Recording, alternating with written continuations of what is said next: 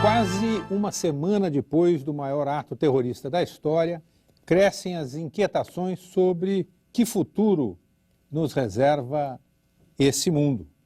Passada a perplexidade inicial, terminado o espetáculo dos ataques suicidas a Nova York e a Washington, por mais que novos acontecimentos sejam apresentados e tratados outra vez como espetáculo e como sensação, as incertezas criadas nos obrigam a pensar nas consequências disso tudo para o mundo. O que muda no equilíbrio ou no desequilíbrio internacional, nas relações entre países ricos e pobres, nas relações entre povos de culturas diferentes? Que perspectiva é possível traçar para a vida globalizada a partir do medo, da insegurança e da exclusão? O Roda Viva faz esta noite um programa especial para discutir o novo mundo que se apresenta. Um debate para tentar compreender um pouco melhor as mudanças que poderão ocorrer nessa nova fase da nossa história. Estas imagens, repetidas exaustivamente pela TV no mundo todo, mostraram a dimensão que os conflitos humanos já são capazes de assumir. Mudaram a ideia de limites e apontaram para outra forma de olhar e compreender esses conflitos. As expectativas de futuro agora dependem das consequências militares, econômicas e de relacionamento internacional. A questão militar é crítica. Os atentados, que também feriram de morte o símbolo do poder militar americano, foram repudiados pelas principais nações: Inglaterra, França, Alemanha, Rússia, Japão, China, pela autoridade palestina. Repúdio e indignação popular criaram sentimentos de vingança e o presidente George Bush anunciou o que se esperava. Os Estados Unidos estão em guerra e não haverá qualquer distinção entre o terrorista que cometeu esses atos e os que os acolheram. Prontos para atacar com o apoio do Congresso americano, da ONU e da OTAN, os Estados Unidos têm um dilema: quem e onde atacar. Suspeito óbvio, o extremista saudita Osama Bin Laden é apontado como responsável. As investigações ainda não encontraram provas disso, mas as armas já estão apontadas para o Afeganistão e para o grupo extremista Talibã, que domina o país e dá apoio a Osama Bin Laden. A tensão criada provoca pedidos de controle e moderação, mesmo entre aliados americanos. Um ataque a qualquer país pode fazer mais vítimas civis, provocar ainda mais os terroristas.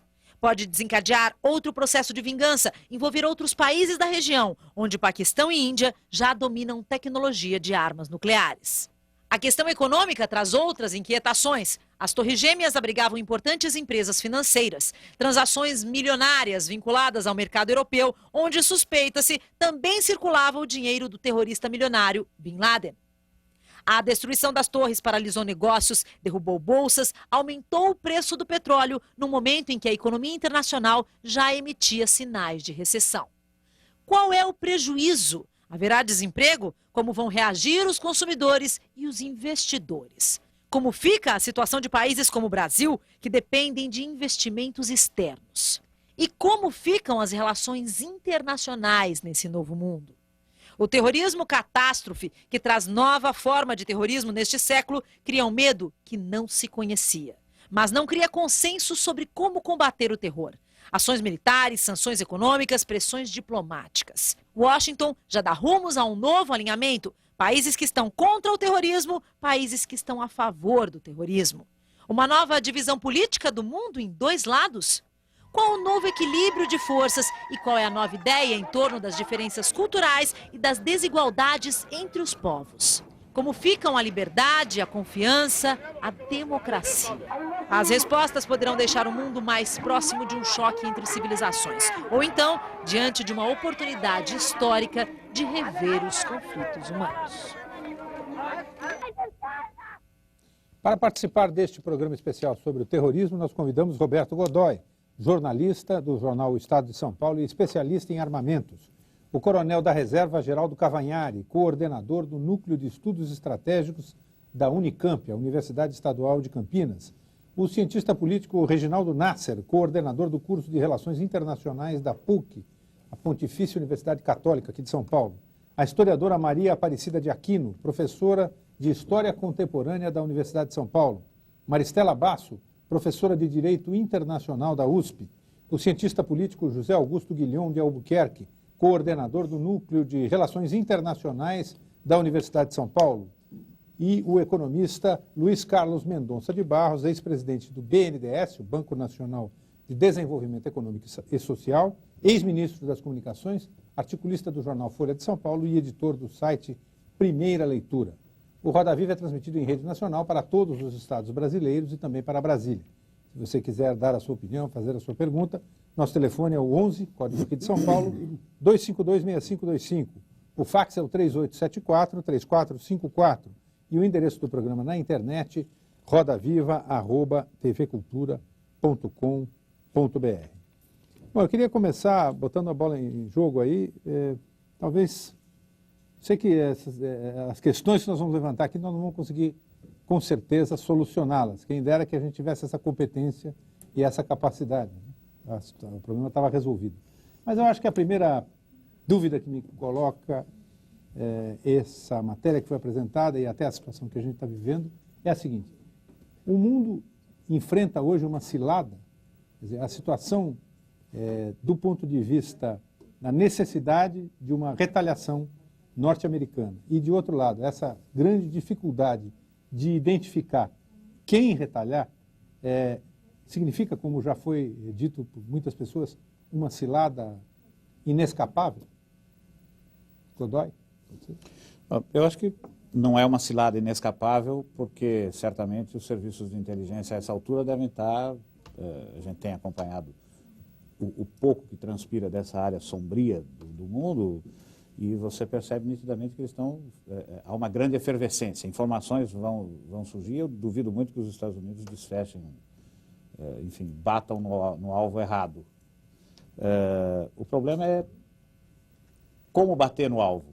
Eu acho que a discussão é um pouco mais ampla nessa história. Quer dizer, a super tecnologia me parece que não conta muito, não vai ser tão decisiva nessa história. Ao contrário dos últimos conflitos, dos últimos 10 anos, os conflitos em que os Estados Unidos se envolveram, não é o caso. Então, eu acho que a sinuca também é por aí. Quer dizer, vamos partir do princípio de que seja realmente o Afeganistão e é lá que vamos bater. O que há para destruir no Afeganistão? Os russos já chegaram antes. Quer dizer, as cidades estão destruídas, a infra está destruída, o pouco de infraestrutura que ainda funciona precariamente, é frágil. Enfim, contra quem? Essa eu acho que é a grande interrogação, né, nesse momento, mais do que qualquer outra coisa. Quem se habilita? Cavanhaque? Bem, eu vou fazer gancho no que foi dito pelo Godoy. O que eu gostaria de dizer é o seguinte: nós temos de ver essa situação estratégica militar de duas maneiras. Primeiro, é a questão de uma resposta imediata que o governo americano acha que deve dar, tendo em vista atender o público interno. E o outro é a necessidade que sente a comunidade internacional, tendo em vista combater um inimigo invisível que chama-se o terrorismo. São duas coisas, parece que são a mesma coisa, mas não, são duas coisas distintas. No primeiro caso, de dar essa resposta imediata, o alvo é o Afeganistão, mas não se sabe quem efetivamente deve ser o inimigo. Não está definido esse inimigo. E segundo, que o Afeganistão, nós vamos o que é arrasar terra arrasada. Então, qualquer ação militar que se faça no Afeganistão, você vai destruir o que já está destruído, a não ser que os Estados Unidos resolvam, pela primeira vez no pós-Guerra Fria, a realizar efetivamente uma operação terrestre. Aí sim, teria sentido. Quer dizer, realizar uma ação aérea de apoio à ação terrestre, e essa ação terrestre teria um objetivo tangível, que seria nada mais do que asfixiar a guerrilha talibã em proveito da guerrilha dos Tajik, desse que morreu agora recentemente, o Massoud. Seria o caso de resolver um problema interno do Afeganistão. Mas isso necessitaria de uma série de coalizões, tanto políticas como militares, que deveriam ser feitas, e uma das necessidades básicas seria realizar um cerco efetivo do Afeganistão, e que essa garantia não existe. Até agora, só se sabe que pode-se realizar um cerco efetivo através do Irã e através do Paquistão, porque o Paquistão se alinhou com os Estados Unidos agora. Mas as ex-repúblicas soviéticas da Ásia Central ainda não deram essa garantia. Bem, na segunda parte, que é o combate ao terrorismo, O cuidado que se tem de ter é não transformar o mundo árabe, não se transformar essa luta contra o terrorismo em cruzada contra o mundo árabe e o mundo islâmico. Isto que é perigoso. Por que é perigoso? Disseram que nós estamos ameaçados de ter uma terceira guerra mundial. Não, a terceira guerra mundial está afastada. Primeiro que não existe uma crise militar entre grandes potências que justificasse os motivos para uma terceira guerra mundial. Mesmo que se pensar, existisse essa crise militar, ela seria impensável. Impensável por causa de um complicador, o fator nuclear. Dado que não se tem a garantia de que o conflito não seria nuclearizado no seu desenvolvimento. Bem, mas acontece que se nós transformarmos o mundo árabe e o mundo islâmico, fizermos uma cruzada contra ele, em nome do combate ao terrorismo, não há dúvida, nós estaremos iniciando a Segunda Guerra Fria. E há um fator, um complicador importante aí, que é o seguinte, na hipótese da intervenção da ação terrestre, que tamanho essa ação terrestre tem que ter? É monstruosa. A gente não pode esquecer da doutrina Powell, do próprio Colin Powell, quando chefe do Estado-Maior Conjunto, estabeleceu o seguinte: os Estados Unidos só entram em ação terrestre se tiver uma vantagem numérica na selva de 50-1, e na área urbana de 15-1. E naquele Vietnã seco, montanhoso, que aquilo é um segundo Vietnã, é um outro atoleiro. 50-1. Quer dizer, é um outro atoleiro. Você combina situações com gelo a 7.000 metros de altura, pântano a 400 metros, no fundo de vales a 400 metros, um deserto que é quase do tamanho do Saara, e uma longuíssima tradição. Ainda hoje eu vi uma coisa muito interessante o Tehran News publica uma coisa interessante, diz o seguinte: o último exército conquistador que teve uma vitória expressiva dentro do Afeganistão foi o de Alexandre da Macedônia. Né? Então, ou seja, tem 3 mil anos de vitórias. Ainda que não seja tudo isso, seja um pouco de ufanismo e tal, não é bem isso. Eu acho que isso é um grande indicador. Quer dizer, o que é que pode fazer um daqueles super soldados americanos com o melhor que a tecnologia pode comprar, com seu uniforme climatizado, suas armas de última geração, seus sistemas digitais, contra um sujeito que vive de pão seco, leite de cabra, esteja onde estiver, com um roupão, um turbante e um fuzil AK-47 na mão, em qualquer lugar. Quer dizer, ou seja, é uma repetição da história recente e do seu pior aspecto. O Coronel colocou uma questão que a diferença que há entre os objetivos hoje da comunidade internacional e os objetivos retóricos do governo americano. São bem distinguíveis, porque o que se espera hoje no mundo é ter segurança que uma coisa desse tipo não vai se repetir. Quer dizer, que isso é algo que foi fortuito, digamos. Isso não pode fazer parte do nosso dia a dia no futuro. Isso que a comunidade internacional espera, e isso depende de um combate ao terrorismo.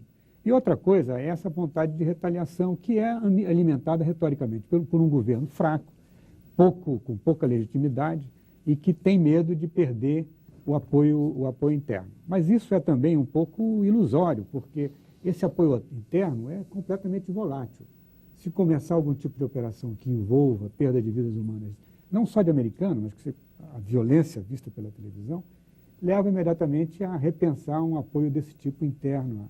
É o que tem acontecido em todos os envolvimentos internacionais dos Estados Unidos.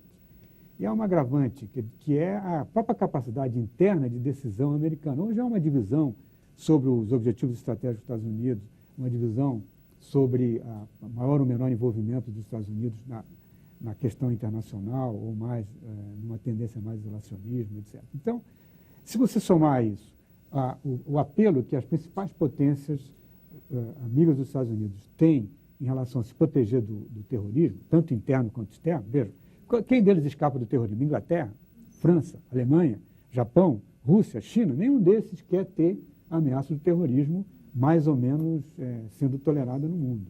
Então, eles vão pressionar os Estados Unidos para fazer alguma coisa que seja compatível com o objetivo de combater o terrorismo, mas não necessariamente vá na direção de uma retaliação, digamos, irresponsável. Então, me parece que, passado desse momento de retórica, acho difícil uma ação americana completamente irresponsável que vá não só ser inútil, né, mas que vai também aumentar uma explosão de anti-americanismo, de ressentimento. Agora, tem um dado histórico aí que eu ia colocar o seguinte: quando um interesse nacional americano é agredido, principalmente quando o país sofre uma agressão, como sofreu em Pearl Harbor e sofreu agora, obviamente a sociedade americana apoia uma guerra prolongada. Apoia, como apoiou com a guerra contra o Japão. Já não apoiou no Vietnã, porque ali não tinha interesse nacional nenhum dos Estados Unidos comprometido, né? Não era uma guerra para eles. Agora, neste caso, não é um interesse. Sim, mas não está em jogo uma guerra prolongada. Hein? Não está em jogo uma guerra prolongada. Não, mas ali pode haver uma guerra Sim, prolongada. mas com outros objetivos. Ali pode haver uma guerra prolongada, porque o Godoy já citou o terreno. O terreno não presta nem para emprego de blindados, para aproveitar o efeito da velocidade e potência. Porque verdadeiros vales estreitos ali, as manobras como tem de ser feitas. É a mesma coisa que colocar a habilidade de coluna. A habilidade de coluna é vulnerável a qualquer emboscada. A possibilidade de um apoio a uma guerra prolongada suporia uma guerra prolongada, quer dizer, de fato, alguma coisa que visasse um território determinado, um objetivo determinado, e não uma operação de pura retaliação, de massacre. Sim, claro. É nesse sentido. Queria fazer uma observação, que é o seguinte, né? Quando o Roberto fala o que há para destruir no Afeganistão, eu acho que a questão não é essa. A questão é o Afeganistão? Ou seja, o que eu acho quando você pergunta uma cilada, eu acho que todos nós no mundo está se vendo frente novamente a uma cilada. Houve uma cilada na Guerra do Golfo, quando nos fizeram crer pela televisão que nós estávamos frente a uma guerra cirúrgica, em que não existiam mortos, né? Então, nós, de repente, deixamos o horror de enxergar o Vietnã, porque não é conveniente que a população norte-americana veja os seus próprios filhos mortos, né? Então, agora se descobriu uma guerra cirúrgica e agora nós estamos de novo nessa operação de fumaça. A fumaça do World Trade Center é a fumaça que está sendo passada para nós. A questão é a seguinte, se por um acaso for Osama Bin Laden, se por um acaso for, é preciso que seja comprovado. Se for comprovado, qual é a única medida que pode ser tomada? Uma medida justa de pedir uma extradição. Essa extradição tem que ser negociada, porque uma coisa é Osama Bin Laden, outra coisa é o Afeganistão. Então, não há um inimigo visível, e toda a preocupação que tem sido feita é exatamente em criar um inimigo visível, aparentemente o Afeganistão, e, a partir daí, poder exercer sua mão dura. Outra pergunta que eu gostaria de fazer e que me deixa embasbacada, desde hoje cedo eu estou absolutamente embasbacada, é a seguinte: que legitimidade tem uma delegação do Paquistão para entrar no Afeganistão e dizer, vocês têm 3 dias, um ultimátum, para dizer se vocês vão entregar ou não, porque senão vai acontecer o terror com vocês. O Paquistão está falando em nome de quem? Do presidente, eu poderia, acho que, responder à luz do direito internacional. Porque dois comentários eu quero fazer sobre o que você observou, que é muito importante. Primeiro, os Estados Unidos não têm como alvo o Afeganistão.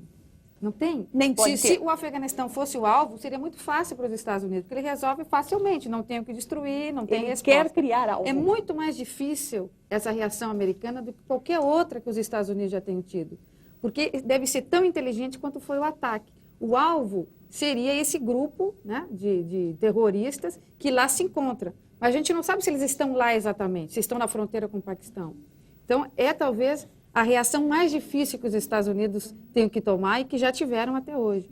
Por outro lado, quando você pergunta qual é a legitimidade do Paquistão, em direito internacional isso é muito correto, porque quando 2 nações não têm mais como conversar, não conseguem por si só resolver uma controvérsia, existe um mediador. Então, o Paquistão, nesse momento, não tem que conversar com ninguém. O Paquistão vai representando os Estados Unidos ou a comunidade internacional para tentar aproximar. Esgotado todas as possibilidades, mas não tem são como, essas nações que estão em jogo. Não há diálogo entre essas duas nações. Mas uma grande potência necessariamente não precisa ter essa intermediação. Ela mas age, isso é praxe. Se ela quiser agir, no ela direito age. internacional isso é praxe. Não, isso não é correto. Praxe no direito internacional, não é a praxe na realpolitik. Ela age se ela quiser agir. Então, mas o correto é que ela use. Não, mas não é o caso é correto. Não existe nem o correto nem quem está com razão. Não, eu acho que há uma questão aqui, desculpe a interrupção, mas é a seguinte.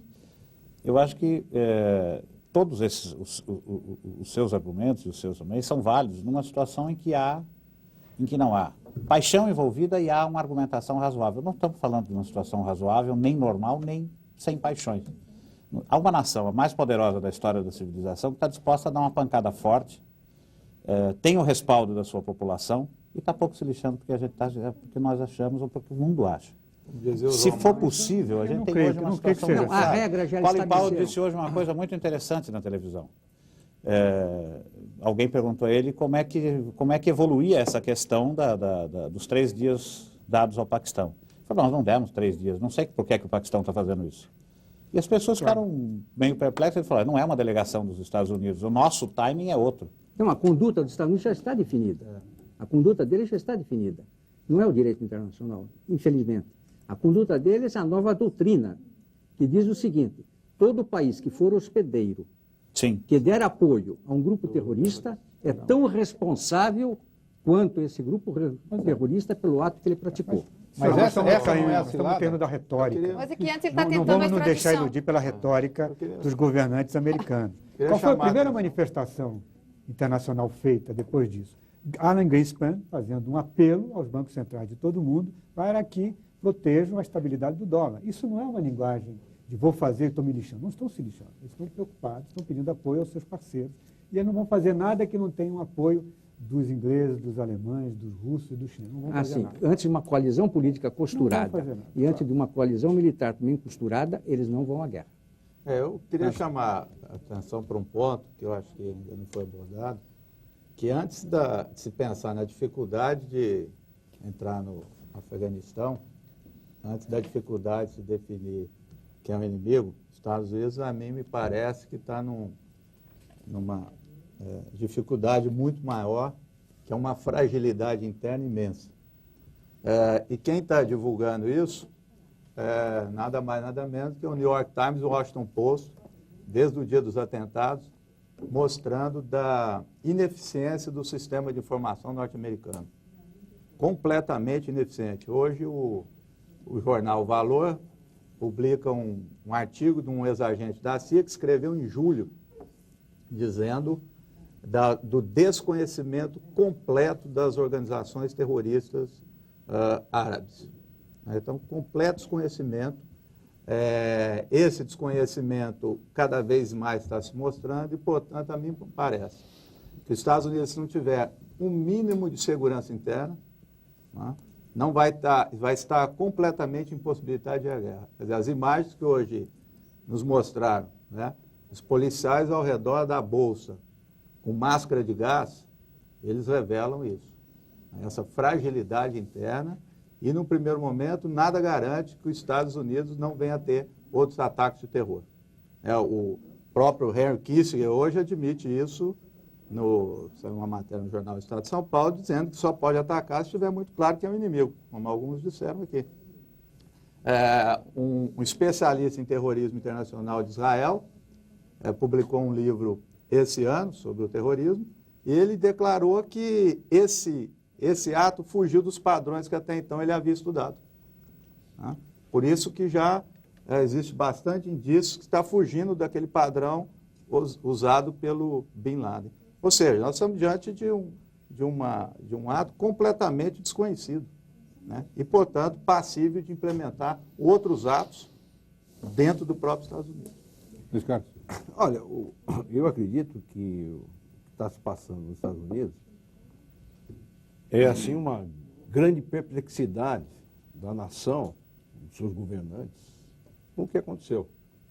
Tem uma matéria também num dos jornais, acho que é o New York Times, quando foram cobrar da aeronáutica, quer dizer, o fato deles terem ficado sem tomar nenhuma atitude durante tempo suficiente para poder interceptar, um dos generais fala candidamente, olha, o nosso manual, e nós seguimos o manual, não prevê essa situação. Certo? Então, eu acho que essa imagem desse general da Força Aérea dizendo o manual não prevê a situação, vale em todas as áreas. Quer dizer, os Estados Unidos não está, a população não estava avisada de que podia acontecer isso. Certo? Os governantes não estavam preparados para lidar com essa questão. E diante dessa perplexidade, mas diante de uma cobrança muito forte da sociedade, porque o que aconteceu foi muito sério, o presidente da República, todos nós sabemos que tem aí uma dificuldade inerente ao fato de estar muito pouco tempo lá, é um governador de estado que de repente é obrigado a tocar com assuntos que ele nunca mexeu. Mas diante dessa cobrança da opinião pública, ele vai assumindo certos compromissos E depois nós sabemos que o partido dele tem uma ala direita que é uma ala belicista mesmo. E ele... Agora, a grande defesa de tudo é a própria democracia americana. Por quê? Porque passado um pouco esse período em que todo mundo ficou meio com medo de dar um palpite ou de falar uma coisa, você já tem pessoas importantes procurando, vamos ver, inimigo contra quem, fazer o quê. Agora, eu não sei qual vai ser o resultado dessa, de um lado, falta de um manual do que fazer. Acho que o senhor que falou no programa de televisão, a armada, a frota do Mediterrâneo, frota de não sei o quê, para combater um país que não tem nada. Né? Agora, isso é para mim um pouco dessa perplexidade. E o que eu acho que é importante, que para mim mostra, é que todo um arcabouço militar, de inteligência, que ainda é herdado do período passado, em que você tinha claramente um inimigo, isso vai ter que ser refeito. Agora, refeito com essa pressão de opinião pública de que alguma coisa tem que ser feita. Certo?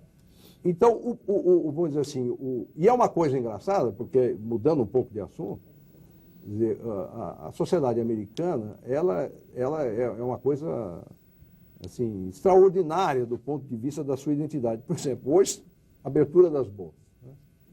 Tentaram transformar aquilo num espetáculo cívico, levar o bombeiro, simbolizando... Torcida organizada. Eu dou a imagem mais ou menos aqui no jogo de futebol Corinthians e Palmeiras, que 1 minuto de silêncio porque alguém morreu, passou esse 1 minuto, começa... Quer dizer, a Bolsa se lixou para todo esse aparato cívico e foi para o seu negócio. Por quê? Porque esse é o DNA que eles sabem funcionar. Agora, quando você olha como é que o governo enfrenta essa questão, claramente, eles não sabem o que fazem. Certo? Então, existe um risco de se fazer uma grande besteira, se criar um grande problema, existe. Isto só não é pior porque a democracia permite que o Kissinger vá a um jornal hoje e coloque uma posição, outros fazem. Agora, não dá para perceber hoje, nesse cotejo entre a racionalidade e a irracionalidade, o que é que vai sair. Eu acho que esse é o grande... E a outra coisa que para mim fica clara é a total falta de liderança no resto do mundo. Quer dizer, ninguém falou nada. O Jospin não falou nada. Quer dizer, o único sujeito que está verbalizando alguma coisa, que é o Blair, ainda assim verbalizando um alinhamento irrestrito. Né?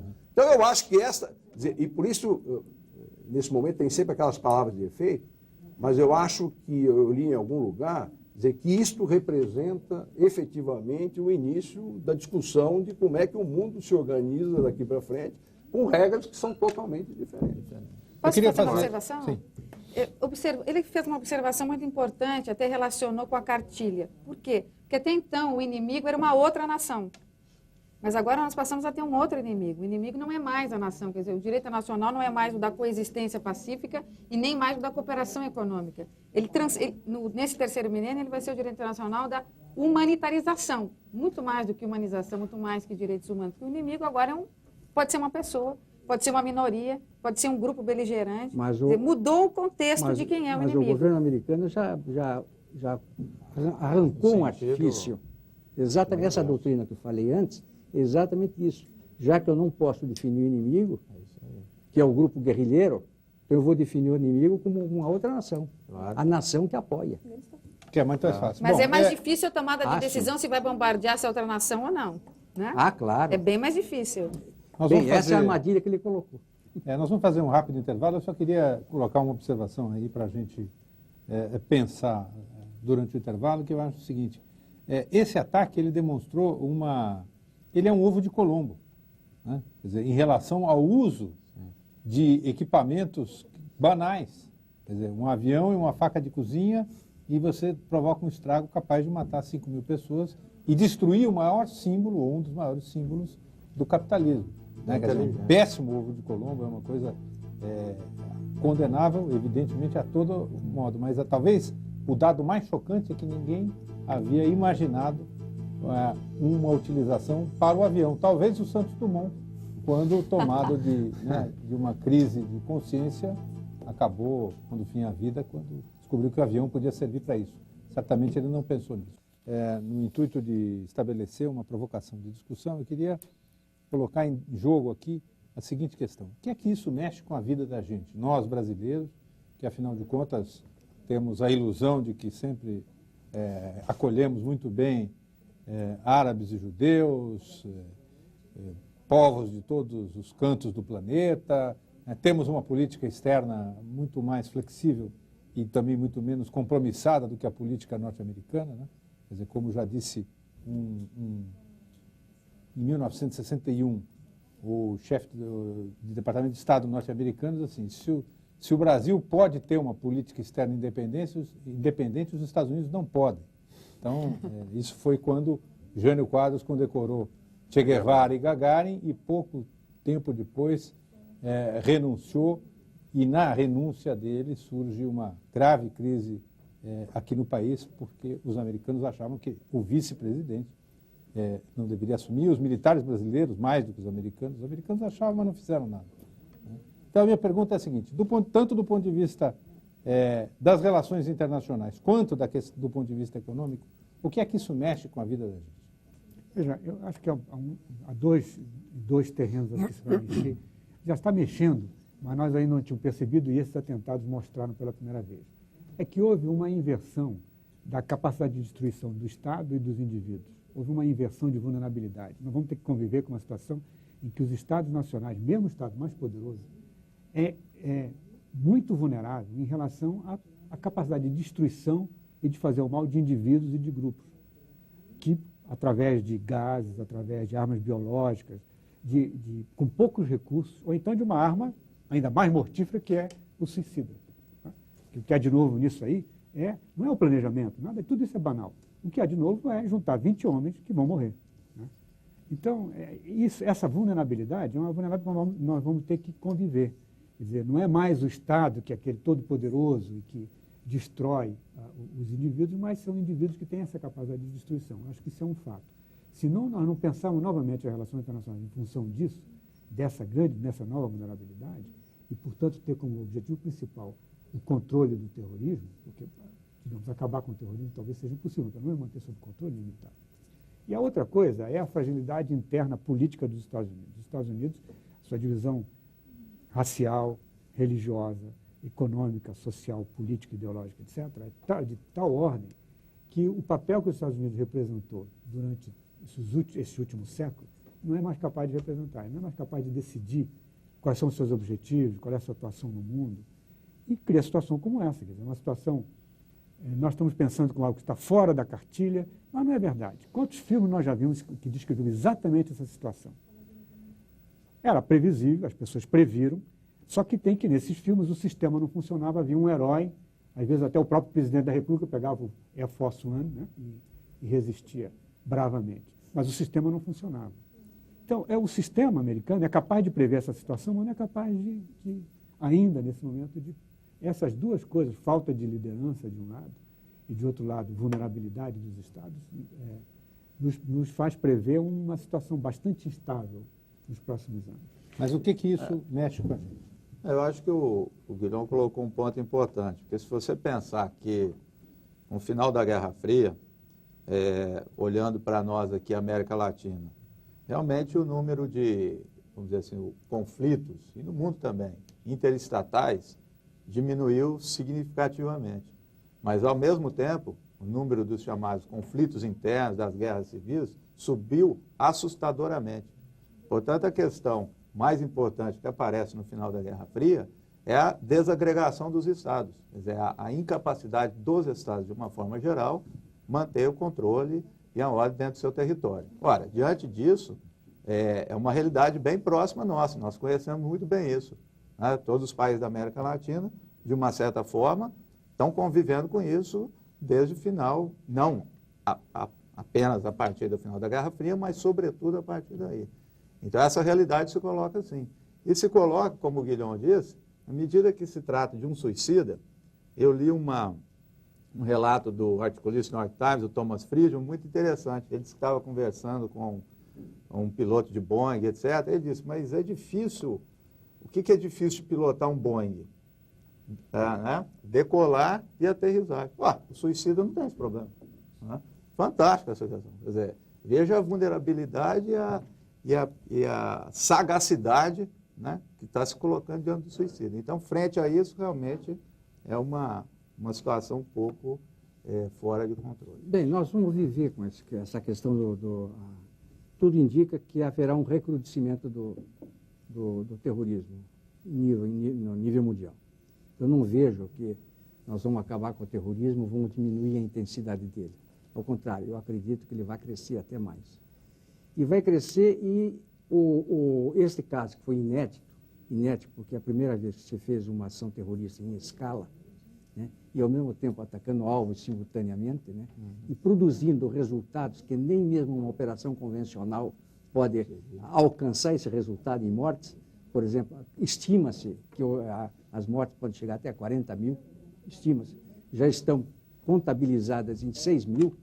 Né? 6 mil, uma operação de combate de uma brigada de infantaria não chega a esse número de 6 mil mortos, nem uma divisão se operar. Então, vocês veem a escala do que um ato terrorista fez com meia dúzia de kamikazes. O que é que pode fazer? O que nós temos de conviver com isso? Nós temos de aprender a conviver com o terrorismo por várias razões. Porque o terrorismo é uma arma das minorias, primeira coisa. Segundo, o terrorismo é uma arma dos países pobres. Né? E os países pobres podem ter acesso às armas biológicas e às armas químicas, como poderá ter acesso também às armas nucleares portáteis, que poderão ser utilizadas. Então, quer dizer, as minorias quais são? Então, nós estamos vendo que o terrorismo já é secular na Europa, ao menos na Irlanda, já é secular na Espanha, o ETA, o IRA. Né? E nós temos o terrorismo de uma minoria tamil no Sri Lanka, nós temos nas Filipinas, já é de natureza religiosa, não étnica, dos muçulmanos filipinos em relação à maioria católica, tudo. Então, enquanto existir essas guerras civis, essa fragmentação política persistir, o terrorismo não vai aparecer. Enquanto existir o problema árabe-israelense, esse que é o problema mal resolvido esse problema, nós vamos ter terrorismo. Agora, o que nós não podemos é pensar que esse terrorismo, que tem maior intensidade no mundo islâmico, seja característica do mundo islâmico, e o mundo islâmico passa a ser o inimigo. Isso que nós não podemos. Porque no momento em que nós passarmos a fazer uma cruzada contra o mundo árabe, contra o mundo islâmico, nós estaremos criando aí o verdadeiro problema do futuro. É isso que nós temos de evitar. Olha, eu acho que uma questão fundamental é que, do ponto de vista do controle ou do acompanhamento do terror, o nome do jogo é informação. Eu acho que a gente tem que estar preparado, e eu acho que não é possível estar preparado, mas, enfim, a gente vai ter que conviver com essa situação, com um crescimento brutal do controle das pessoas, da invasão de privacidade e, principalmente, da dificuldade de restrições de maneira desde a mais banal, que é as restrições de ir e vir de um país para outro, coisas assim. Acho que isso tudo, alguma coisa vai mudar por aí e não vai mudar para melhor. Agora, interessante é que dificilmente esse preparativo, o preparativo dessa operação, não tenha sido colhido em algum ponto da monstruosa malha de informações norte-americanas. São 13 agências, a CIA nem é a mais importante delas, é a mais conhecida. Não, Israel, em fevereiro, alertou. Pois é, dentro da própria comunidade de informações, né, a gente tem ali, norte-americano, você tem a NSA, por exemplo, que é capaz de ouvir nossas conversas de celular ou coisa que vale e tal, enfim, qualquer coisa que queira. E, no entanto, ela produz reconhecidamente, por meio daquele programa Duende Verde, ela processa 5 mil pontos diferentes de informação. O material produzido por 5 mil pontos todos os dias e desova relatórios a cada 3 horas, enfim. Uma grande operação tecnológica. O que me parece é que falhou o analista. Alguém viu e não processou, não levou a sério. Faltou agente. Mas talvez voltando à sua pergunta, que você perguntou, e que repercussão isso tem em nós? A preocupação deve ser por parte das nações, das potências mais prepotentes. Né? Os Estados Unidos sofreu esse atentado porque é, sem sombra de dúvida, vulnerável pela sua prepotência, né? Se você colocar isso no microcosmo, quanto mais prepotente eu sou, mais eu estou acima do bem e do mal. Então, no caso, nós latino-americanos e brasileiros em especial, nós temos uma conduta no plano das relações internacionais bastante consistente. Não nos resulta que nós tenhamos violado direito de minorias, pelo contrário. Então, o perigo, se há esse perigo internacional, sofrem as nações que violam os direitos de minorias, que violam os direitos humanos como tal. Estados Unidos é um deles. Mas o Brasil por não exemplo. pode se descuidar. Na Argentina houve atentados terroristas na Argentina. Sim. Na Argentina não é, Mas não que eu com saiba, um nessa país magnitude. prepotente que invada outros países. Mas o Brasil não pode se descuidar, não deve se Eu descuidar. acho que a sua questão vai diretamente em relação a este drama que está sendo vivenciado agora, né? Então, por exemplo, tentando responder a sua questão de uma forma extremamente simples, na minha opinião, o que muda para o Brasil é que o Brasil urgentemente será chamado a se alinhar. Hoje já os jornais dizem que se espera da América Latina, os Estados Unidos estão esperando da América Latina algo mais que retórica. Isso significa que se espera uma aliança em relação a esse Estado que eles estão proclamando, estamos em guerra. Consequentemente, o governo brasileiro será rapidamente colocado, na minha opinião, frente à questão de como vai agir frente a uma eventual guerra. E vai se exigir de uma nação como o Brasil, teoricamente sempre muito alinhada, alguma coisa mais do que retórica. E daí a necessidade que eu acho para o governo brasileiro muito cuidadosa de como tomar essa posição. Alguém falou aqui a respeito de que não há grandes lideranças. Eu acho que o problema não é uma questão de lideranças, o problema é frente a que nós estamos sendo colocados. Nós estamos sendo colocados frente a uma chamada ordem econômica internacional que tem um único mandante, os Estados Unidos, e todo mundo, absolutamente todo mundo, à mercê dos Estados Unidos. Mas o Abel, que manda a sua observação pela internet, sua pergunta pela internet, ele cita corretamente dizendo o seguinte: o Brasil é signatário de um tratado que prevê a mútua assistência militar em caso de ataque a um o país. Tratado Interamericano de Auxílio Recíproco, que, no caso da Guerra das Malvinas, os Estados Unidos foram os primeiros a romper. Nós assinamos esse tratado. Mas o presidente em Fernando Henrique foi o 1947. primeiro a dizer que era o caso de invocar esse tratado. Sim, mas aí é que é o equívoco mesmo. Grave. Como é que nós desenterramos uma coisa que já estava enterrada? O erro foi não termos incinerado aquilo. Na semana passada, o Fox levantar o levantou tiar, revisar essa história. hein? O Fox, o presidente Fox, levantou a ideia de revisar esse tratado. Esse tratado, não dá. Então, quer dizer, o Brasil, primeiro, o Brasil está alinhado, já está alinhado. É verdade que ele disse que ele não participará com forças de intervenção para impor paz no mundo. Não, isso aí é da poder dele. Mas participará de forças de manutenção da paz. Uma maneira de fugir da raia, né? Bem, então, agora, alinhado o Brasil já está. Agora, vai depender da pressão dos Estados Unidos. É verdade que o Brasil suportou muito bem as pressões pós-Segunda Guerra Mundial e em nenhum momento ele se envolveu em conflitos maiores.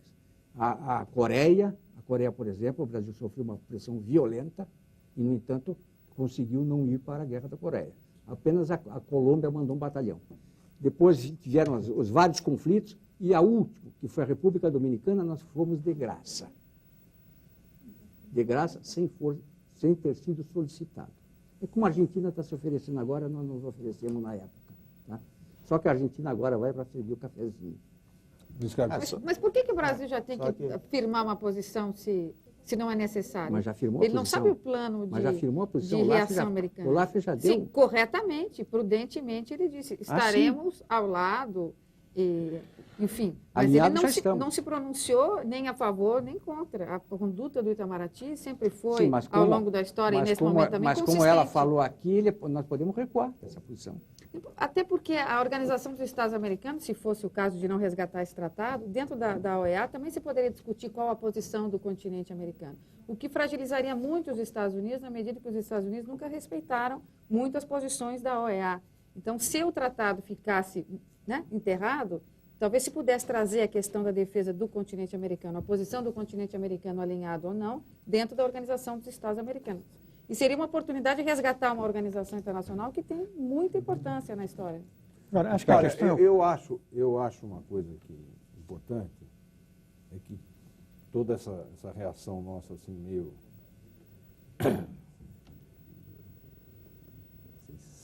com alta dose de sensibilidade, essa questão militar, eu tenho uma forma diferente de ver isso.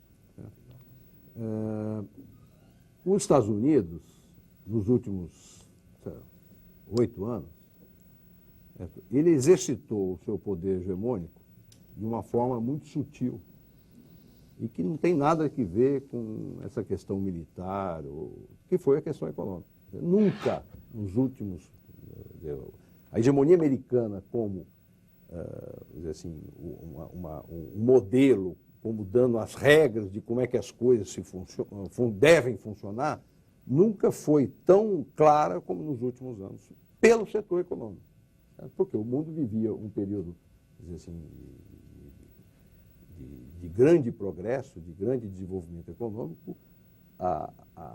O desenho da chamada globalização era um desenho nascido da concepção americana do que deve ser, como é que a economia deve funcionar. E isso foi feito de uma maneira assim, sutil, porque aceita como realmente, para cada nação, ser a forma mais eficiente de organização econômica. Tanto que essa questão de fragilizar nações, de você, eu vou dizer assim, vivemos num espaço único, com regras únicas, com assim, uma aceitação desse modelo, para mim é uma das causas dessa reação bastante assim, desencontrada que nós temos com o que aconteceu. Por quê? De repente, se percebe que toda aquela utopia que se vendia de uma nova forma de organização do mundo não é verdade. Certo? Quer dizer, que existe conflitos... A história não acabou. Não, a história não acabou. A outra forma de ver a coisa é assim, vou dizer assim, absolutamente uniforme a maneira como se vê, como as coisas vê. E isso nós mesmos sentimos aqui. Certo? E, de repente, as pessoas percebem em coisas mínimas. Por exemplo, o governo americano tomou agora uma decisão de que não pode transportar mercadoria em avião comercial. Certo? Em função do... De repente, eles descobriram que isso desarticulou toda a forma como o comércio se faz, componentes, indo de um país para outro. Então, esse choque de que aquilo que se construía como sendo o desenho final da sociedade, de repente, ele não funciona. Mesmo nos Estados Unidos, tem hoje uma autocrítica de que uma das razões disso que aconteceu é o tal do Estado mínimo, quer dizer, tal da privatização do Estado. Tem uma matéria no New York Times muito interessante que o cara mostra. Os funcionários de segurança dos aeroportos nos Estados Unidos ganham metade do que ganham na Inglaterra e menos do que ganha o funcionário do McDonald's. E aí o cara diz por quê? Porque a segurança dos aeroportos deixou de ser uma questão do Estado e passou a ser uma questão privada das empresas aéreas. As empresas aéreas, evidentemente, procuram o melhor. Quer dizer, no próprio Estados Unidos há um questionamento desta minimalização do Estado e da privatização das atividades do Estado. Quer dizer, esta eu acho um ponto básico e que vai influenciar, quer dizer, todos nós, porque o Brasil estava mais ou menos entrando nessa conversa, certo? De que quanto menor... Você veja, hoje mesmo o governo americano se prepara para fazer uma operação de resgate das empresas aéreas que estão à beira da falência, certo? O que mostra que, sem se explicitar, na atuação prática em frente à crise, há, vamos dizer assim, esse questionamento do Estado que se retira. E uma crise nacional como essa, quem é que é chamado a responder perante a sociedade e dar as respostas? É o Estado. Então, ele precisa ter os seus instrumentos, certo, para poder fazer essa ação. Então, uma das coisas que me parece fundamental associada a essa crise, eu acho que esse negócio militar, esse negócio todo, esfria. Esfria, porque quando o problema for colocado, e aqui quem especialista nisso já mostrou, que não existe tratado, teatro, porque não existe Estado, não existe, a relação é diferente. Agora, vai remanescer uma questão que vai voltar a ser discutida e que vai influenciar muito para frente, é exatamente isso que na hora da crise, na hora do problema, o cidadão quer o Estado. E o Estado precisa ter instrumentos para poder fazer isso. Eu queria colocar uma outra questão em debate. Eu acho que, no fundo, ainda nós não esgotamos esse dado do que isso mexe com a vida da gente, porque eu vejo, nós estamos vivendo num país que tem uma economia completamente atrelada a esse sistema, né? Independente do capital financeiro violentamente, né? Uma economia onde a lógica é tão estranha que o dólar cai lá fora e sobe aqui dentro, né? Aí eu entendo, eu ouço os economistas e acho bacana as explicações que eles dizem, não, é claro, porque nós devemos muito em dólar, etc. Mas no raciocínio normal não faz sentido, quer dizer, tá bom, e o que é que isso mexe com a vida das pessoas? Mas eu queria apenas colocar para mais uma observação aqui, a de dois telespectadores. Carlos Cavalcante, que é aqui de João Goulart, em São Paulo, empresário, diz o seguinte: os Estados Unidos estão condenando Bin Laden sem analisar outros inimigos. Eles não estariam condenando essa figura desse terrorista número 1 do mundo sumariamente? E Milton Gonçalves de Santo André, que é geógrafo, diz, excluída a possibilidade de ter sido um atentado islâmico, que grupo ou nação poderia ter realizado esse atentado? Assim como há outras observações de telespectadores que dizem que o traço único revelado nas tripulações e nos passageiros mencionados pelo Serviço de Segurança foram passageiros de origem árabe, né? Então, a questão é... Agora, Indianos, não, árabe indianos. Não. Indianos. Egípcio não é árabe. Tinha egípcio, tinha iraniano, eles não são árabes. Indianos. Egípcio é O árabe. único árabe era o saudita. Então é pior, egípcio muçulmanos? Hein? Pior, muçulmanos? São muçulmanos. Fundamentalista. Agora, esse caso Fundamentalistas, do né? Bin Laden tem o seguinte, é que quem está acompanhando os grupos terroristas do mundo islâmico, a primeira coisa que vê é o seguinte: primeiro, o traço que é do mundo islâmico, quer dizer, tem origem islâmica, é o uso do terrorista suicida, do kamikaze. Esse é o primeiro traço. Segundo, é a dimensão do atentado. Quer dizer, o terrorismo e o alvo. O terrorismo palestino é um terrorismo de varejo contra o alvo israelense. O terrorismo do Bin Laden é um terrorismo de escala, desde o primeiro, que foi o subsolo do prédio que caiu, em 1993, passando pelas embaixadas do Quênia, da Tanzânia, depois aquele quartel lá na Arábia Saudita e o destrói na costa do Iêmen.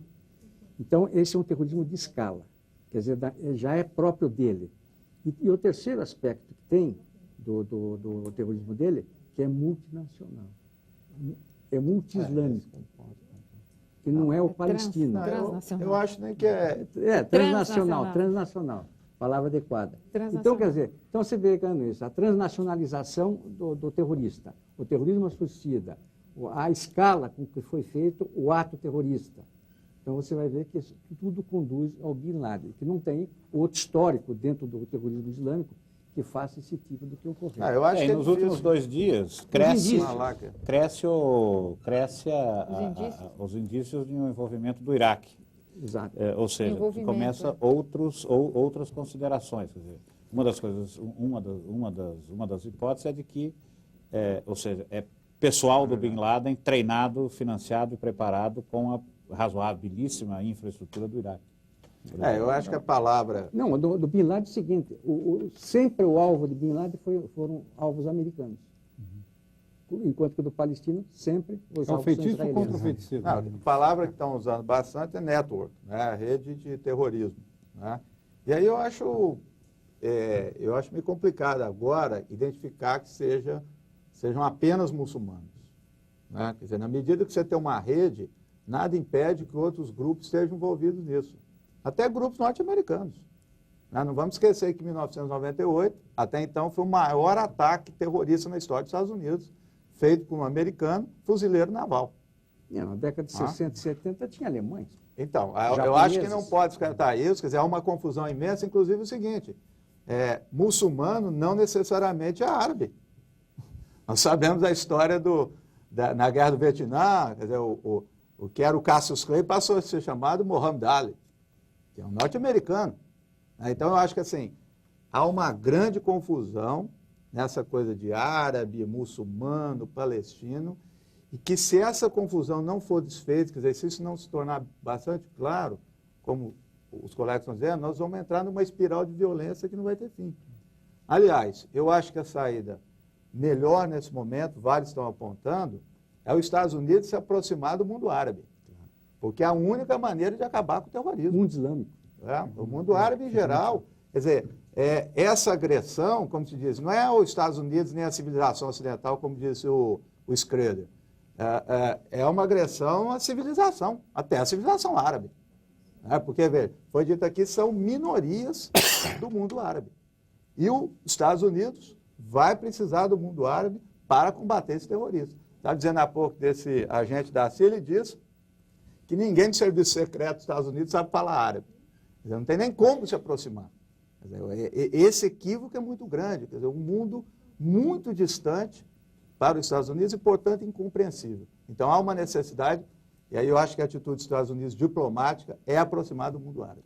Acho que a opinião pública americana, no estágio que está hoje, não há a menor condição de você fazer isso. Mas é que mas houve um isso é- Não, mas é o retrocesso. governo, não é Mais a adiante. sociedade. É o Mais governo que adiante. vai fazer isso. Isso tem Que ser deu-se mais um adiante. retrocesso da política e da administração Clinton para o que nós estamos vendo agora. Quer dizer, na semana retrasada, quando os Estados Unidos abandonaram, junto com Israel, a Conferência do Racismo e Xenofobia, ele mostrou para o mundo, e para quem quisesse, qual seria Muito a posição antes. dele relativamente a esses temas. Não, mas Era o- retroceder. Mas o atentado foi planejado muito antes. Mas certamente que foi. Não foi no fim de semana que o atentado Agora, foi tem um dado planejado. interessante, é o seguinte, não podemos nos esquecer que o mundo islâmico vai do Maghreb ao Himalaia, e passando pelas áreas mais sensíveis e explosivas do mundo. Indonésia também. 2.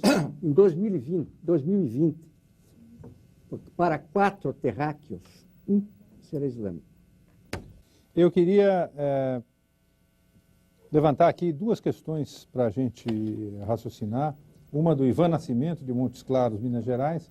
Acho que é uma pergunta, mas eu tenho a impressão que já está de antemão respondida, só acho que é conveniente a gente pensar nisso. Ele diz o seguinte: se o atentado fosse no Brasil, qual seria a reação do mundo? Teria essa mesma comoção do mundo inteiro? E a pergunta de Heleno Seixas, do Recife, que diz o seguinte: ele acha que os Estados Unidos deveriam aproveitar essa oportunidade para chamar a atenção do G7 e dos principais líderes da Europa para resolver os problemas do terrorismo que assolam vários países do mundo, observando os grupos de facções extremistas, que essas facções estão se disseminando, e esses sim são realmente perigosos, pois não são vislumbrados. E gostaria também de uma explanação acerca do que é o fundamentalismo e por quais grupos são adotados. E, ao mesmo, num certo sentido, é a observação do estudante Ricardo Ratz, de Mairiporã, aqui de São Paulo, que diz: se o respeito à civilização é tão importante para o Ocidente, não seria o momento das nações revitalizarem uma organização internacional? Porque a verdade é essa, nós estamos discutindo a coisa como se não houvesse nenhuma possibilidade de de... atingir o Brasil. Pois é, eu acho que há dois tipos de terrorismo, acho que o Cavanhaque estava aqui mostrando muito bem, que ele é latente no mundo inteiro. Você tem na Espanha, você tem na Inglaterra, enfim, você tem em vários lugares. Mas esse tipo de terrorismo, ele é particularista também no próprio terrorismo. Você não vê o IRA atuando em Nova York, não vê o IRA atuando fora de Belfast, da Inglaterra. Mesma coisa em relação... ali a questão na Espanha, aquilo às vezes transborda a fronteira em direção à França, mas está mais... Nós temos aqui uma combinação que é uma combinação do terrorismo como ação política e a questão do fundamentalismo, quer dizer, ou do fanatismo, se você quiser, que é uma mistura explosiva, porque você faz ao mesmo tempo uma ação extremamente concatenada, muito racional, com objetivos claros, bem planejado, e o elemento da irracionalidade, que é, quer dizer, pelo menos irracionalidade para quem não espera com o suicídio chegar ao céu, mas enfim, para o comum dos mortais seria irracional. Agora, com isso, o terrorismo da Irlanda, se eu não for a Belfast, tudo bem. O terrorismo da Espanha, se eu não for a Espanha, tudo bem.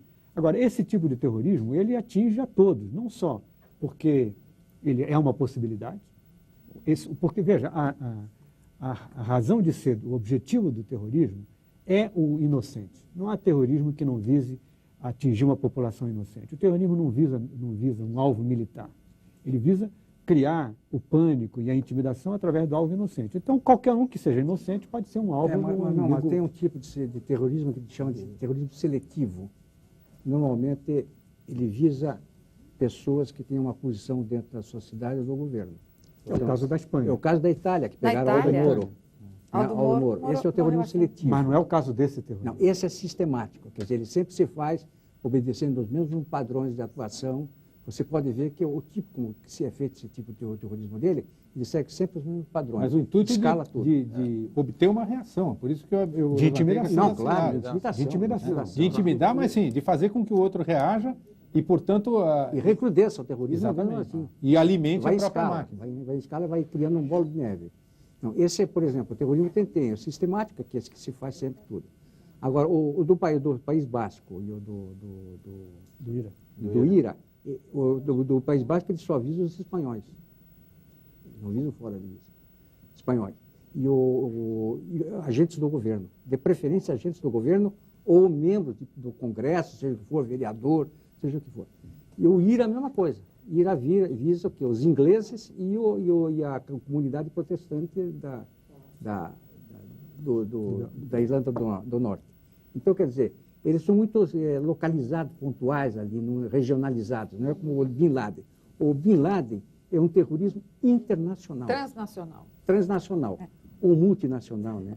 Então, ele já tem essa sofisticado. característica, ele difere de todos. O palestino, por exemplo, não, ele é localizado, ele se faz onde está o interesse de Israel. O Munique, por exemplo, ele esteve lá presente em Munique, nas Olimpíadas de 72, mas normalmente ele está onde? Ele está ali na faixa de Gaza, de Jordânia, dentro de Israel, em Tel Aviv, e não sai daquilo. Agora, ele sendo tem um- Então, nós transnacional, não estamos livres desse. Ele tem uma característica que é ser apoiado por estados. Isso é novo também. Veja bem, Como o terrorismo? esse terrorismo do Bin Laden. Não. O terrorismo de apoiado- Estado, o terrorismo de Estado foi Não. feito. Ser apoiado. Por Por Estado. estados. Iraque e Afeganistão. Não, já provavelmente. houve esse. O terrorismo de Estado, esse tipo de ser apoiado pelo Estado, foram os comunistas que inventaram. Não. Esse eu estou dizendo de apoio logístico, como está sendo colocado agora. Veja bem, estava dizendo aqui do fundamentalismo e radicalismo islâmico. Isso é datado historicamente. E não faz muito tempo. Foram principalmente depois da Guerra de 67, Guerra no Oriente Médio, 73, e, sobretudo, que isso vai crescer numa outra proporção, com a ascensão do Ayatollah Khomeini no Irã. Quer dizer, isso veio num crescente histórico, né, nesses anos, que foi dando uma outra característica para esse terror. Quer dizer, como o coronel está colocando, quer dizer, nós conhecíamos aquele terror dos palestinos, que foi feito em Munique, você tem o sequestro e você faz o quê? Negociação. Esse não tem negociação. É outra grande diferença. Tá? Você tem uma negociação, você tem um objetivo político, que é a construção do Estado palestino. Agora, muitos observadores mencionavam a questão de que seriam pessoas submetidas à lavagem cerebral e a Esse coisas. não. Quando a gente vê a idade média desses suspeitos, dos acusados Esse não aí, tem. não tem lavagem cerebral que Não o tem. sujeito São faz aos psicopatas. 50 anos de idade. Então, inclusive aquele que eu citei do estudo israelense, ele diz isso, que tem uma nuance aí que diferencia até então dos que aconteceram com o Bin Laden. Ele diz que esse tem esse perfil que você colocou, inesperado. São pessoas que estabelecem negócios no país, né? Então são essas redes, hoje está dizendo aí, redes horizontais. Então é difícil localizar, na verdade, o líder. Outro aspecto importante, esse terrorismo, esse que nós estamos analisando, são as conexões logísticas que eles conseguiram estabelecer em nível internacional. Né? E, por exemplo, Bin Laden, foi um levantamento agora que foi, se ele precisa desse levantamento, eu não sei. 34 países ele está presente. Então, são 34 países que ele mantém articulações que permitem essas conexões logísticas e montar uma operação dentro daquele país, ou a partir daquele país. Quer dizer, nós estamos trabalhando hoje, nós estamos nos defrontando hoje com um tipo de terrorismo que nós no Brasil não estamos livres. Mesmo com todo o pacifismo, com tudo, não estamos livres. Estamos esquecendo a questão do narcotráfico. Claro. Quando você perguntou do Brasil, está aqui, na fronteira. Agora, aqui Marcon, dentro. essa pergunta do telespectador, se fosse no Brasil, teria a repercussão? É evidente que não. Claro. Porque o que chamou a atenção, certo, é para um país com a capacidade de defesa, né? Quer dizer, como os Estados Unidos, quer dizer, essa que é o inusitado, vamos dizer assim, Mas da temos que coisa. separar aqui duas Tentar coisas. Uma, responder, Chamou a eu queria atenção que tentar atingiu os símbolos dele. É o símbolo. Não. Se há um país, né, que, inclusive, tanto que o próprio americano médio nunca podia pensar que fosse possível acontecer. Mas olha, Mas veja, é que há os duas Estados Unidos coisas. defendiam é do uma questão externo, que né? é de imprensa Eu sei, mas também, isso não, de era, cobertura. isso não era conhecido. Né? Eu Se acho- defendiam do externo, mas não se defendeu da inteligência humana. Por mais que os Estados Unidos ou qualquer outra nação se defenda com escudos antimísseis, satélites e radares, Você nunca vai conseguir se defender 100% da inteligência do homem. E ali o que nós vimos, 20, 60, não sei, 50 pessoas inteligentes que bolaram algo que realmente Inteligentes causou, e absolutamente inescrupulosos. Quanto a isso, você não tem defesa. Eu queria tentar falar... Inescrupulosa na nossa visão, né? Hã? Espera aí. Inescrupulosa na nossa visão. Não, Eles tinham uma escrúpulo, ética. eu acho que A ética era dos resultados. Não, mas escrúpulo a eu acho que ética- não há como discutir. Quer dizer, é que nem a Ou pena tem de morte. escrúpulo, ou tem Ou você é a favor da pena de morte. Mais ou menos inescrupulosa. Existe escrúpulo na pena de morte? Não existe. Eu acho que o eu camarada acho está que eu colocando gostaria é que de eles falar são em racionais. direção, eu gostaria Não, de não falar são em irracionais. São São racionais, inescrupulosos. são racionais. Racionais. Racionais. Eu gostaria de falar em direção a duas questões dos telespectadores. Né? Uma, em relação a essa questão de, se fosse do Brasil, isso aí teria a mesma repercussão. Eu acho que para analisar essa questão, não basta a gente dizer que foi o centro dos Estados Unidos que aconteceu. Eu acho que uma questão também é uma questão de cobertura. O que é visto como importante? Então, por exemplo, o número de pessoas não tem sido muito importante nem muito significativo nos nossos dados e nas nossas coberturas. Morrem milhões de pessoas na África, absolutamente ninguém liga. Agora, não morre o mesmo número não de morre num gente atentado, na né? Iugoslávia. Se um milhão de pessoas não, com atentado, deixa eu só né? terminar. Não morre o mesmo, só um minutinho, deixa eu só terminar. Não morre o mesmo número de gente na Iugoslávia, entretanto, a Iugoslávia obtém os focos do mundo inteiro. Né? Então, eu acho que deve-se levar em conta também a questão do que é significativo e importante e o que é selecionado para ser importante. Então, obviamente, o que aconteceu, se acontecesse no Brasil, o Brasil não teria a mesma significação, inclusive da visibilidade. Sim, se jogasse a bomba, o avião em mas são cima do duas Vaticano coisas. e matasse Olha, o Papa. Os americanos têm senso de espetáculo. Tem boatos sobre São imbatíveis nisso. Tudo eles fazem com grande espetáculo. Essa abertura da Bolsa é um grande espetáculo. Eles têm senso de espetáculo. Eles conseguem transformar uma tragédia num grande espetáculo. Tudo bem. Agora, do ponto de vista de espetáculo, não haveria repercussão. Mas 5 mil pessoas inocentes no Brasil, destruídas num dia, teria uma imensa comoção mundial. É evidente. Quando se massacrou 100 pessoas aqui no Carandiru, isso teve repercussão. Teve repercussão. É do humano Entendeu? isso, né? 10, 20, 30, 40 crianças massacradas na Candelária também tem repercussão. Temos que separar as duas coisas. Aqui é uma reação humana. São pessoas inocentes que são destruídas por objetivos que não se conhecem. Então, essa é uma reação emocional das pessoas de humanidade. O senso de espetáculo é outra coisa. Claro, a cobertura deles online realmente é Queria só que fantástica. a Maria Aparecida concluísse. Eu queria falar uma segunda questão do telespectador que eu acho absolutamente significativa e que não foi tocada. Ele pergunta se não seria a hora de estar chamando um organismo internacional, né? Então, eu acho que para pensar essa questão, eu acho que para pensar esse momento que nós estamos vivendo, eu acho que é necessário pensar no plano real e no plano ideal, né? No plano real, o que está acontecendo é que, aparentemente, as decisões estão sendo tomadas do ponto de vista unilateral. Teoricamente, está se conversando um país com o outro, mas, no fundo, se decreta uma situação e, a partir daí, parece que as coisas estão sendo resolvidas por um país, aquele que foi agredido. Agora, nos últimos anos, o que é que nós temos visto? Nós temos visto crescer uma série de organismos internacionais que têm arbitrado, e bem, questões que são espinhosas, como, por exemplo, questões de direitos humanos.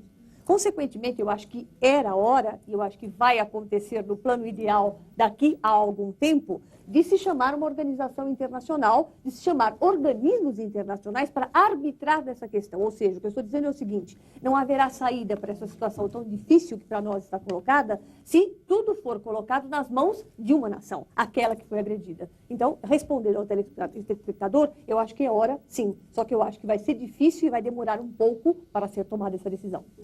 Será que um tribunal arbitral iria convencer esses terroristas a respeitarem a lei? Não tem jeito. Não é o problema dos terroristas, eu estou falando Nem da os situação americanos, dada. nem os A americanos, situação americanos, dada. nem terrorista. Só Então, esse um tribunal arbitral, dado técnico, os as americanos- organizações internacionais, elas funcionam, é muito técnico isso, para sujeito de direito internacional. Sujeito de direito internacional são os estados soberanos dos países. Então, não tem como uma organização internacional agir sobre o indivíduo. Isso aconteceu excepcionalmente na história do direito das relações internacionais no Tribunal de Nuremberg. Mas foi a primeira vez, e isso é tocado muito sorrateiramente, porque o direito internacional atuou sobre o indivíduo. Isso não pode. Claro, no continente americano nós temos a Comissão de Direitos Humanos, da OEA, existem alguns foros para onde você pode levar as suas questões, mas uma organização internacional para cuidar de questões como o terrorismo seria muito difícil, porque você teria uma decisão de uma organização internacional que é composta por estados, cuja decisão atinge o indivíduo. Não seria viável, não seria possível com esse direito internacional que nós conhecemos hoje. Então, teria que repensar de que forma se poderia chegar no indivíduo, porque o terrorista não é o Estado, né? Bom, veja bem, eu acho, vamos supor que amanhã o Bin Laden seja tomado pela luz E se entregue em Haia. Não muda absolutamente Não. nada. Primeiro que eu duvido que ele chegue ao tribunal. Segundo que não muda nada. O terror continua... Ele tem que responder nos Estados Unidos. Sim, não, e não acontece absolutamente nada. A estrutura do terror independe dele. Quer dizer, é outra Ele questão. morrendo, já disseram que se ele morrer, tem várias pessoas que já são criadas a líder. Sim, ele tem o Bin Laden 2, 3, 10, 38. E talvez a resposta seja não através de uma organização internacional, já que ela funciona ela é interlocutora dos Estados soberanos, cujo objetivo imediato sou eu, mas imediato são os Estados. É acomodar o interesse e os direitos das pessoas na base. Né? Você está falando terrorista, ele está reivindicando o quê? Nós não sabemos. Ele está reclamando do quê? São psicopatas. Bom, mas para gerar essa psicopatia, tem algum mal-estar, tem alguma coisa que não está funcionando. Então, talvez o melhor seja olhar para o homem agora. Nós já olhamos para o Estado, nós já olhamos para a coexistência pacífica, nós já conseguimos isso, já conseguimos melhorar as relações comerciais Você disse que eles internacionais. são psicopatas? Agora tem que olhar para o homem. Eu acredito que alguém que se projeta sobre a torre para morrer é um psicopata. Aí é uma questão cultural só também, um né? dado para A provocação. psicopatologia se manifesta por não, várias é uma maneiras. Quando, né? quando houve o ataque, se a minha informação não está incorreta, quando houve o ataque a Pearl Harbor, os Estados Unidos provocaram uma reação e atacaram o Japão, certo? Bombardearam o Japão. Se a informação que eu li na imprensa não está errada, dos aviões que foram para o Japão não voltou nenhum. Né? Quer dizer, não é muito diferente isso de um ataque suicida. E os japoneses que participaram dos ataques com os kamikazes também mas você nasceu na eram metade da soldados. guerra, Né?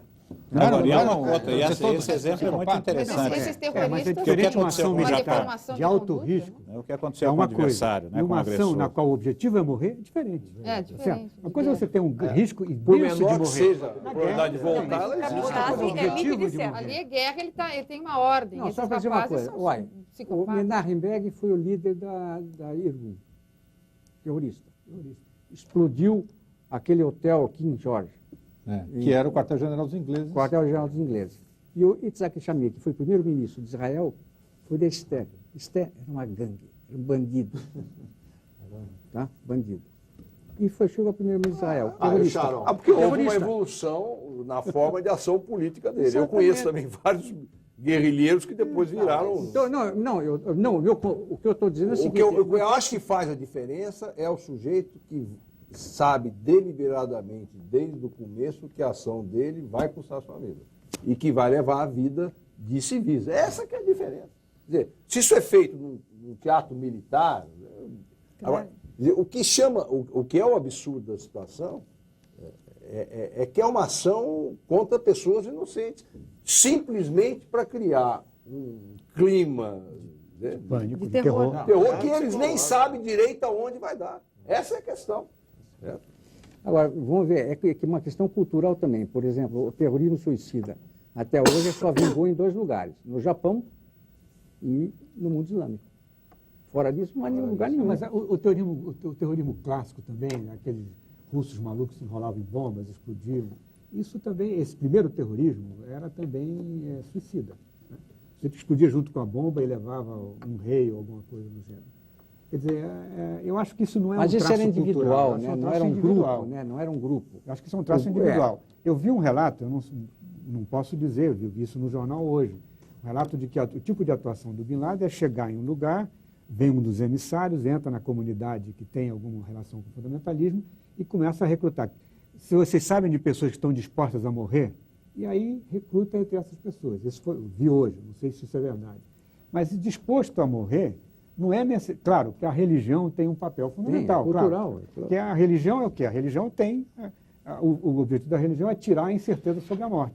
E Então, morrer nessas resolveu. condições é atingir o paraíso. Então, Né? Sim, mas, você aí, tirou. mas aí tem momentos históricos, porque a religião existe há séculos. Quer dizer, por que agora ela está se convertendo em instrumento Sim, para não, mas veja, o o terror? catolicismo tem uma longa tradição de martírio Entende? Então, isso, qualquer religião pode Sim. levar isso. Qualquer Então, é isso que eu religião estou pode dizendo. levar isso. Então, existem situações históricas e condições nas quais está vivendo a população que vai favorecer. Eu acho que a observação dúvida, não. complicada desse episódio é que, do meu ponto de vista, não há nenhum dado nele que dê resultado positivo. Como assim? Ué, num fenômeno como esse, nada daqui para frente, em relação a esse episódio, nenhuma transformação que ele possa ter trazido ao mundo será positiva. Eu só vejo dados negativos. Quer Não dizer, sei, não, tanto eu do não- ponto de vista da condição de vida das pessoas, que viviam, vamos dizer, simplificando a coisa, o sujeito que ia fazer a América, né, ia fazer a sua vida nos Estados Unidos e encarava ali, saía de Governador Valadares, para pegar um exemplo próximo aqui a nós. Vai pensar Pra- duas vezes. Vai pensar duas vezes. Né? Esse é o objetivo do terror. Sim. Dado número 2, as relações de comércio entre os países não vão se facilitar nem se tornar mais justas. Né? As relações entre os países não se tornam mais justas. Quer dizer, nada do que esse episódio traz para a humanidade parece positivo. E o outro dado, só para completar o raciocínio, que eu acho complicado, é que ele coloca uma grande parcela da humanidade diante da absoluta impossibilidade de agir, Ficamos já que reféns, não né? é um inimigo sem rosto.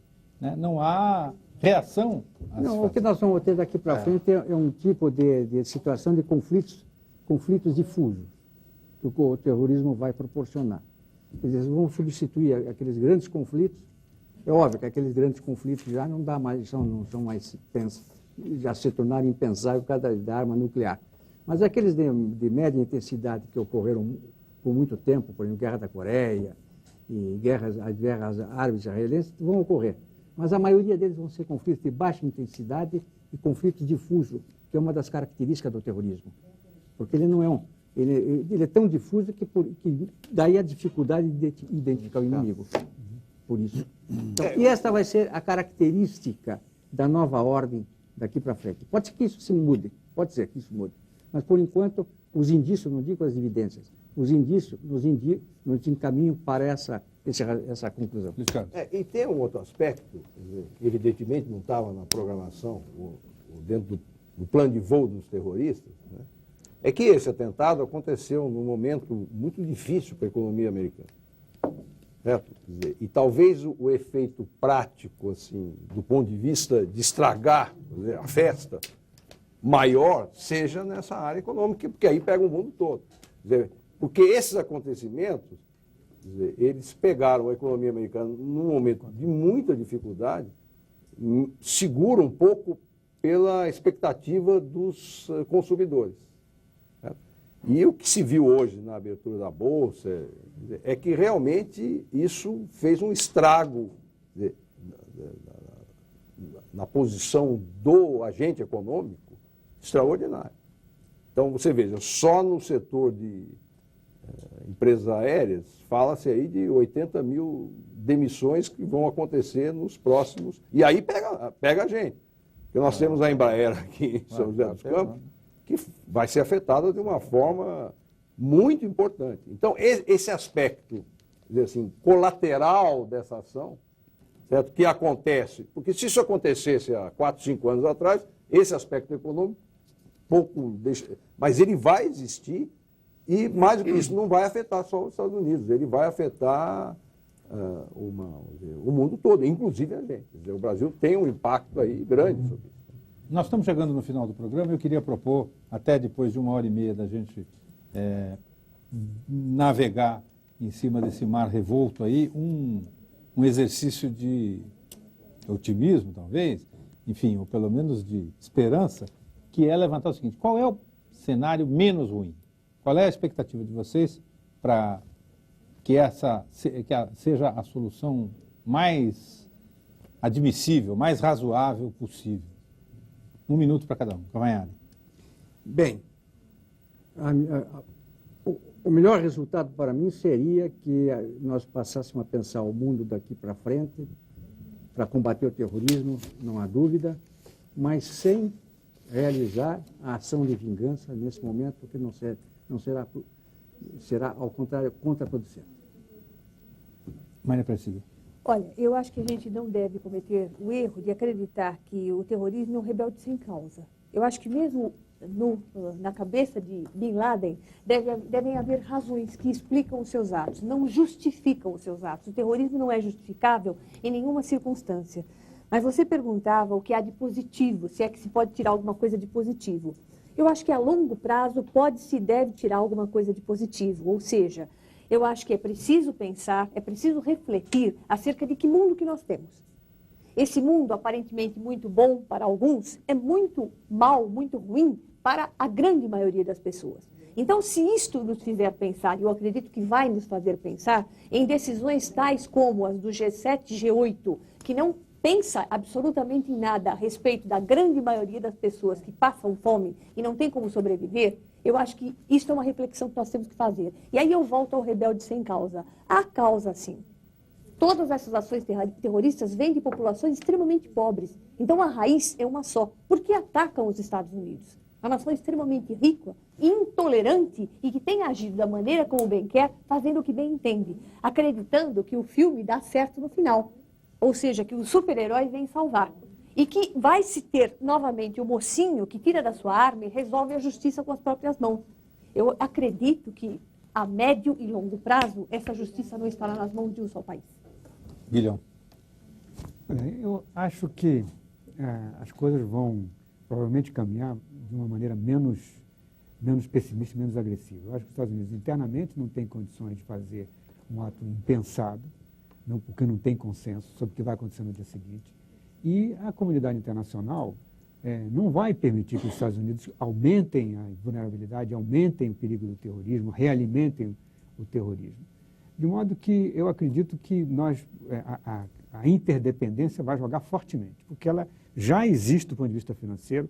Não é possível que a economia mundial se sustente se houver mais 3, 4 dias de paralisação em diversas bolsas, como ocorreu nos Estados Unidos. Vai haver uma pressão muito grande em cima deles, e de maneira que eu acho que a mudança que vai ocorrer vai ser de aumentar a interdependência e não o contrário. Luiz Carlos. Olha, eu sou menos ambicioso que a professora em relação ao que isso pode acontecer de bom. Eu ficaria extremamente feliz, né, se esse acontecimento levasse, como aparentemente está levando, a uma revisão da política externa que o presidente Bush estava ensaiando seria a constante do seu mandato, certo?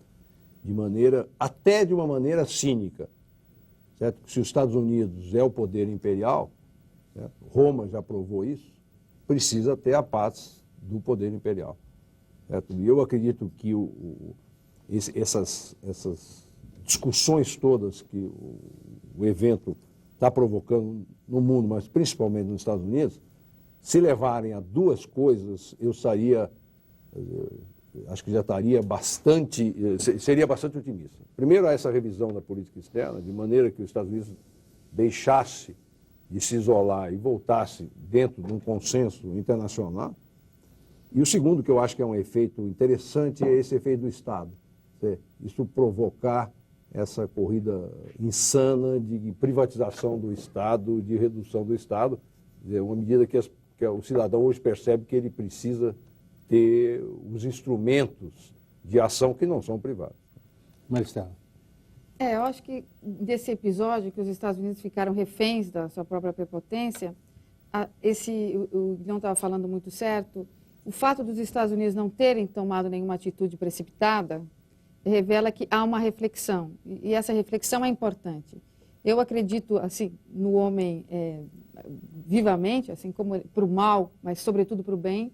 E quando há negociação, e as negociações estão em curso, os Estados Unidos não vão tomar nenhuma atitude sem que a Arábia Saudita, China, Rússia estejam, de uma certa forma, junto com eles, quer dizer, compor todos os interesses, não só dos países que estão na região, mas também da comunidade internacional, é difícil. Por isso os Estados Unidos estão tomando muito cuidado nessa reação e talvez a reação seja bem menor do que a gente pensa, ou seja, até uma saída em que a gente possa discutir o tema das minorias, etc. Eu tenho essa expectativa. No que diz respeito à economia, não podemos nunca subestimar a capacidade dos Estados Unidos de se recuperar economicamente e da comunidade internacional como um todo. Nasser. Eu quero acreditar que a necessidade fará com que os Estados Unidos façam uma revisão radical da sua política externa. Eu não diria apenas republicanos ou democratas, uma política externa que vem sendo exercida desde o início do século. Ao mesmo tempo, ao fazer essa revisão da política externa norte-americana, uma aproximação com os outros estados e outros povos de uma maneira mais equânime, né? E, concordo com o Luiz Carlos, o fortalecimento dessa instituição que é muito antiga, mas ela está se provando cada vez mais fundamental, o Estado. Acredito que esse momento é muito delicado, mas é uma oportunidade para os Estados Unidos. E como disse um editorial do Le Monde, está na mão dos Estados Unidos nesse momento sair dessa crise, sair bem, e aí nesse sentido nós teremos o maior estadista da história dos Estados Unidos vai ser um negro, Colin Powell. Godoy. Bom, eu tenho que achar, veja bem, eu não consigo ser tão otimista, eu estou muito próximo dos fatos para ser otimista, desculpe, mas não consigo pensar academicamente a respeito disso, só em cima dos fatos, eu vivo deles e estou muito próximo deles. Primeiro, eu acho que uma ação militar é inevitável, ela virá, inevitavelmente, ela será grande, eu acho que ela não está bem definida, ela pode ser longa, pode ser rápida e muito pesada, enfim, há muitas alternativas, mas eu espero que dessa fogueira inevitável resulte, no mínimo, o que disse o Luiz Carlos, uma superpotência fora do isolacionismo, né? Mas, veja, eu acho que aqui foi usado em algumas ocasiões o exemplo de Pearl Harbor. Vamos imaginar o que aconteceu com o Japão depois de Pearl Harbor. O Japão foi destruído pelos Estados Unidos, foi feito um Japão que é um pouco cenário, né? É um Japão fake, e o Japão é uma grande extensão da economia norte-americana, essa coisa toda. Ou seja, os Estados Unidos irritados em guerra são terríveis. E eu acho que a gente não pode subestimar isso, nem imaginar que possa haver uma solução fácil. Isso é um imperialismo. Mas eu acho que esse é o mundo. Bem, o compromisso de quem está aqui na minha posição é de não achar coisa nenhuma, e às vezes isso é muito difícil. Eu só queria deixar o registro de dois dados também, que acho que são dados da realidade. O dado número 1 é que no nosso mundo, no lado que a gente vive, a opinião pública tem um peso, muitas vezes até significativo esse peso. E que essa opinião pública tem a ver com os meios de comunicação, que com todas as suas falhas, os seus compromissos econômicos, etc., registram e permitem o debate. No lado do terrorismo, seja ele de onde vier, isso não acontece. As decisões são tomadas sem que se saiba quem tomou essas decisões, custam o preço de milhares de vidas ou de apenas uma vida de quem vai cometer aquele ato terrorista e acaba por aí. Eu aposto, ou torço, para que o lado em que existe opinião pública, né, funcione melhor do que o outro lado. E, de todo modo, nós estamos aqui fazendo o que a gente sabe fazer e o que a gente pode fazer diante das circunstâncias. Espero que esse debate tenha, de alguma forma, servido para que a gente reflita sobre a questão. Esse é o compromisso do Roda Viva e da televisão pública no Brasil, que é simbolizada aqui pela TV Cultura. Uma ótima semana a todos vocês, obrigado aos nossos participantes e até segunda-feira.